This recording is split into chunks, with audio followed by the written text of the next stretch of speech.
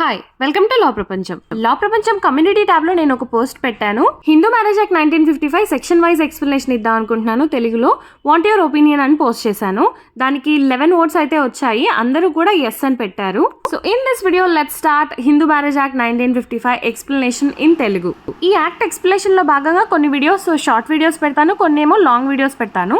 And మీకు చూసుకోవడానికి ఇబ్బంది లేకుండా ఉండేదానికి నేను ప్లేలిస్ట్ లో కూడా ఆల్బమ్ ఒకటి క్రియేట్ చేసి పెడతాను. అక్కడ మీకు ఎవ్రీ సెక్షన్ కి సంబంధించిన డీటెయిల్డ్ వీడియోస్ అనేవి దొరుకుతాయి.